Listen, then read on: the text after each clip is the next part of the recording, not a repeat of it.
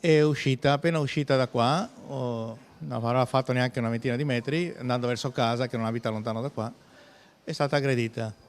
Questo ragazzo si è soffiato il naso, si è pulito addosso a lei e ha cominciato a palpeggiarla. Seguita e palpeggiata da un tossicodipendente mentre stava rientrando a casa. Come non bastasse, alla sua reazione di difesa è stata minacciata con l'ago di una siringa. Attimi di terrore a Mestre in via Piave in pieno giorno, accaduti ad una giovane donna che lavora come barista in un locale poco lontano. Andiamo fuori tutti e questo ragazzo era ancora là che l'aspettava con una siringa e minacciava tutti. I carabinieri in un paio di minuti sono giunti sul posto con 2 pattuglie. Nel frattempo questo ragazzo ha cominciato a bucarsi davanti a tutti in pieno giorno. Inutili tutti i richiami e i rimproveri da parte delle forze dell'ordine. No, no, io ho bisogno, mi devo fare.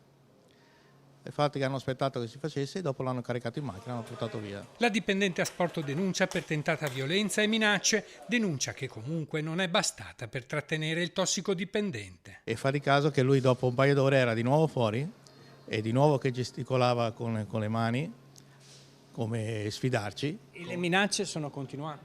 Continua, ogni giorno continua, deve fare qualche dispetto, sputare sui vetri o mettere delle carte davanti alla porta. L'esasperazione di questo commerciante è giunta oltre il limite. Non hanno la forza di poterli arrestare, non sanno neanche loro cosa fare.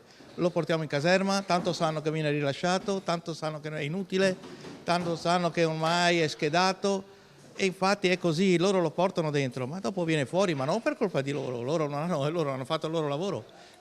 È il dopo che non va. La situazione è divenuta invivibile anche per le sue dipendenti. In futuro il commerciante ha pensato di avvalersi di una sorveglianza privata. Ricorrerò alla solita Nigerian Security Suite, la NSS. Io non ce l'ho contro il prefetto, non ce l'ho contro il questore, non ce l'ho contro le forze dell'ordine che ci sono sempre, sempre, sempre e sempre disponibili.